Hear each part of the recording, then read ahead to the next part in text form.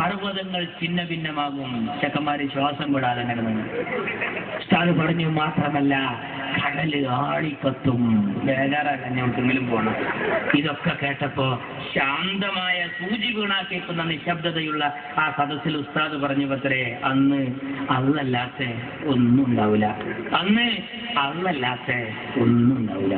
അപ്പൊ പിന്നിലെ വെഞ്ചിന്ന് ഒരു സെക്കൻഡ് സ്പീഡിൽ വന്നിട്ട് ചോദിക്കാത്തരെ അന്ന് മദ്രസ ഉണ്ടാവുമോ?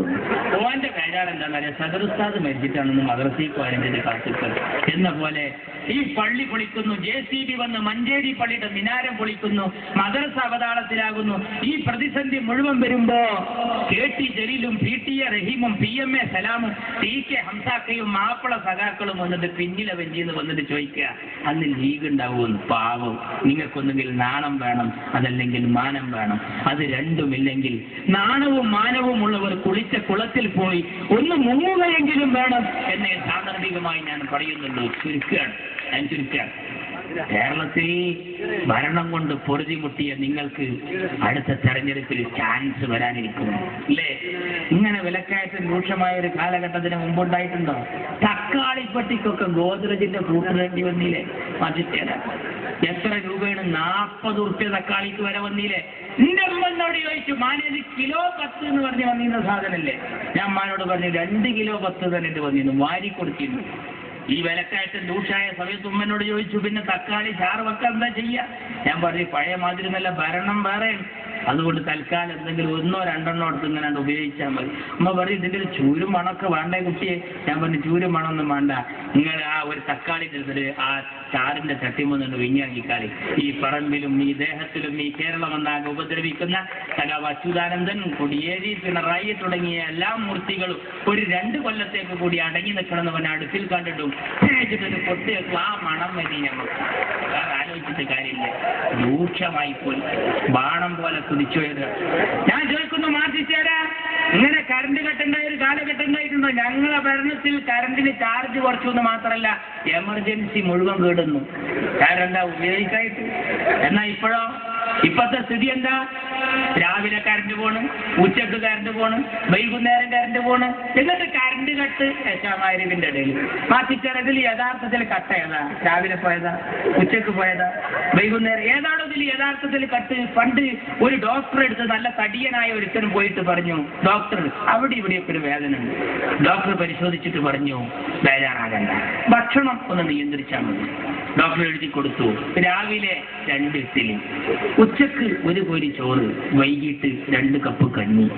ഇത് കേട്ട് ഈ സാധു ആകെ മൊത്തം നോക്കി. രാവിലെ 2 ഇഡ്ഡലി, ഉച്ചക്ക് 1 കോരി ചോറ്, വൈകിട്ട് 2 കപ്പ് കഞ്ഞി. പുറത്തേക്കിറങ്ങി. തീറ്റപ്രിയനായ ഇയാൾക്ക് സംശയം തന്നില്ല. വാതിൽ മുട്ടി. ഡോക്ടറുടെ അടുത്തേക്ക് തലക്കെട്ട് ചോദിച്ചു, ഡോക്ടർ രാവിലെ 2 ഇഡ്ഡലി, ഉച്ചക്ക് 1 കോരി ചോറ്, വൈകിട്ട് 2 കപ്പ് കഞ്ഞി എന്ന് നിങ്ങൾ ഈ പറഞ്ഞത്, ഇത് യഥാർത്ഥത്തിൽ ഭക്ഷണത്തിന്റെ മുമ്പ് അതാ ശേഷം? അതിനുള്ള ഭക്ഷണം മാറ്റിച്ചേരാ. രാവിലെ കറണ്ട് പോണ്, വൈകുന്നേരം കറണ്ട് പോണ്. എന്താ സ്ഥിതി? ആലോചിക്കണം സുഹൃത്തുക്കളെ. ഇവർക്ക് കഴിയില്ല. മാറ്റിക്കാർ റോഡൊന്ന് നന്നാക്കിക്കൂടെ? എന്റെ മുനീർ സാഹിബ് ആ റോഡ് നന്നാക്കിയപ്പോഴാണ് ഒരു വിദേശി വന്നിട്ട് ചോദിച്ചത്, ആരാണ് ഇവിടുത്തെ പൊതുമരാമത്ത് മന്ത്രി? ആ റൂമിലതാ അനക്സിന്റെ വാതിൽ മുട്ടി. സൂര്യപ്രഭ പോലെ അത്തോളിയിലെ മുത്തു സിയത്തിന്റെ പുന്നാര മോൻ മുനീറിന്റെ കടന്നുപോയി. ആ വിദേശി പറഞ്ഞത് കേൾക്കണം ലീഗ് വിരോധികൾ ആരെങ്കിലും ഉണ്ടെങ്കിൽ. എന്താ വിദേശി പറഞ്ഞത്? മോനെ മുനീറെ, നിന്റെ മുഖം പോലെ സുന്ദരമാണ് നാഷണൽ ഹൈവേ എന്നാ. മാറ്റിച്ചേരാ മോനെ മുനീറെ, എന്റെ മുഖം പോലെ സുന്ദരമാണ് നാഷണൽ ഹൈവേ എന്നാ. സഖാവേ, മുനീർ സുന്ദരനാ, ഓ വല്ലാത്തൊരു സംഭവമാണ്. അതേമാതിരി ഒന്ന് എന്റെ കൂട്ടത്തിലുണ്ടെങ്കിൽ എത്ര നന്നായിരുന്നു. ഇപ്പൊ ഈ മാറ്റിച്ചേരോട് ചോദിച്ചു നോക്കാണ്, എന്താ സഖാവേ റോഡ് നേരാക്കാത്തത്? മഴല്ലേ മഴ. അപ്പൊ സഖാവേ എപ്പോഴും കറണ്ട് കട്ടാണല്ലോ. മഴ വേണ്ടേ മഴ. ഏതാ വിശ്വസിക്കുക മക്കളെ? ഒന്ന് ആലോചിച്ച് നോക്കൂ. ഇങ്ങനത്തെ ഒരു ഭരണം കേരളത്തിൽ ഇതിന് മുമ്പ് വന്നിട്ടുണ്ടോ?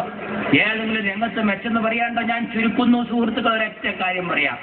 സ്കൂളുകളെ മുഴുവൻ ചൂതാട്ട കേന്ദ്രമാക്കിയില്ലേ ഇവര്? ബുക്കില്ലാതെ പഠിക്കുന്നൊരവസ്ഥ വന്നില്ലേ? പരീക്ഷയ്ക്ക് പോണ മക്കൾ ചോദിച്ചു, ഞങ്ങൾ ഇതുവരെ ബുക്ക് കണ്ടിട്ടില്ല, പരീക്ഷ എഴുതണം, എന്താ എഴുതുക? ഞാൻ പറഞ്ഞു ധൈര്യമായിട്ട് പോയിക്കോളി, പെന്നിൽ മഷി ഉണ്ടോ? നമ്പർ ഇടുക 1 2 3 4. ബുക്ക് വന്നിട്ടില്ല, വരൂല്ല, കിട്ടിയിട്ടില്ല, കിട്ടാൻ സാധ്യതയില്ല. ഇത്ര റാഹത്തുള്ള പരീക്ഷ അടുത്തൊന്നും വരില്ല. ഞങ്ങൾ ധൈര്യമായിട്ട് പോയിക്കൊള്ളുന്നു. എന്താ സ്ഥിതി അറിയുന്നത്? ഏത് ഓഫീസിൽ ചെന്നാലും ലോട്ടറി ടിക്കറ്റാണ്. പഞ്ചായത്ത് മെമ്പർ എന്ന നിലയിൽ കുറ്റിപ്പുറത്ത് ഞാൻ ഈ തെങ്ങ് തടം തുറക്കുന്നതിനും വളത്തിനൊക്കെ എൻ്റെ നാട്ടുകാർക്ക് എഴുതി കൊടുത്തു. ഇത് പാസ്സായി കൃഷി ഓഫീസിൽ നിന്ന് വളം വാങ്ങാനും കാശ് വാങ്ങാനും സബ്സിഡി വാങ്ങാനും ഈ തള്ളാനൊക്കെ പോയി. അപ്പൊ ഈ സാധുക്കൾക്കും കൊടുത്തിരുന്നു. ഒരു തള്ള നല്ല സന്തോഷത്തിൽ ഇന്ന് വന്നിട്ട് ടൗണിൽ വന്നിട്ട് പറഞ്ഞ് പൊന്നാരമായ എന്റെ റബ്ബ് നേരാക്കട്ടെ, എന്നൊക്കെ ജയിപ്പിച്ചത് ഒരു കാര്യത്തിൽപ്പെട്ടിന്റെ കുട്ടിയെ ഇത് എവിടുന്നാ മാറുക. തള്ളന്റെ വിചാരം 2000-ന്റെ ഒറ്റോട്ടാക്കിട്ട് പോയ ലോട്ടറി ടിക്കറ്റാണ്. ലോട്ടറി ടിക്കറ്റാണ്. ഒന്ന് ആലോചിച്ച് നോക്കൂ. ഓഫീസിൽ മുഴുവൻ ലോട്ടറി ടിക്കറ്റ്. സ്കൂളിലേക്ക് കൊടുത്തിരിക്കുന്നു സ്പോർട്സ് ലോട്ടറി, സാന്ത്വനം ലോട്ടറി, ലക്ഷം വീട് ലോട്ടറി, മാഷ്മാരുടെ കയ്യിലൊക്കെ ലോട്ടറി. വരാന്തേ കൂടിയ ഇന്നത്തെ കേരള. ഇങ്ങനെ എല്ലാ ലോട്ടറി നഷ്ടത്തിലായപ്പോ സ്കൂളിലേക്ക് കൊടുക്കുക. അങ്ങനെ നഷ്ടം വന്ന ഖാദി ബോർഡ് നഷ്ടത്തിലാണെന്ന് അറിഞ്ഞപ്പോഴാണ് മന്ത്രി ഓർഡർ ഇട്ടു. അച്യുതാനന്ദൻ ഉടനെ അതിന് ശരിയിട്ടു. എന്തായിരുന്നു ഓർഡർ? പഞ്ചായത്തിലേക്ക് വന്നു. രക്ഷിതാക്കളെ എതിർപ്പുകൊണ്ടപ്പോ വരാത്തത് എന്തായിരുന്നു? അത് ഖാദി ബോർഡ് നഷ്ടത്തിലാന്ന് പറഞ്ഞപ്പോ 2 ദിവസം ഖദർ വസ്ത്രം യൂണിഫോമായി സ്കൂളിൽ ധരിക്കണം. നോക്കാൻ നിങ്ങൾ നഷ്ടം വന്നതൊക്കെ സ്കൂളിലേക്ക് കൊടുക്കുക. ഇങ്ങനെ പോയാൽ ആ ദിനേശ് പീഡി നഷ്ടത്തിലായ എന്താകും സ്ഥിതി? ഹെഡ്മാഷ് പോയി 2 ബണ്ടിൽ വീടി വാങ്ങിക്കൊണ്ടിരുന്നു സ്കൂളിലാണ്ട് കൊടുക്കും. അങ്ങനെ നമ്മളൊക്കെ സ്കൂളിന്റെ അടുത്ത് പോയി നോക്കിയാൽ കാണാം 7 തീർന്നു 8 തീർന്നു 50 എത്തുന്നൊക്കെ ഒരു പുക ഇങ്ങനെ കൊണ്ട്. എന്താ സംഭവം എന്ന് ചോദിച്ചാൽ ഈ പീരീഡ് ദിനേശ് പീഡിയാണ്. മക്കളെ കുടി പോയിട്ട് 5 വക്തിലും തോരുന്നോളി. Beverage corporation നഷ്ടത്തിലാകാതിരിക്കട്ടെ. അതും കൂടി നഷ്ടത്തിലായ മക്കളൊക്കെ കാട്ടായി അടിച്ച് വരുന്ന വരവൊന്ന് ആലോചിച്ചോക്കാൻ. ഒരു ഭരണം എന്തിനു പറ്റും?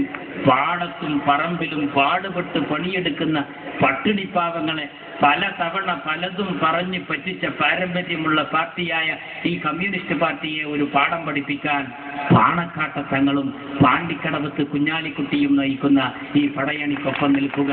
അള്ളാഹു അനുഗ്രഹിക്കട്ടെ. അസ്സലാമു അലൈക്കും. ജയ് മുസ്ലിം.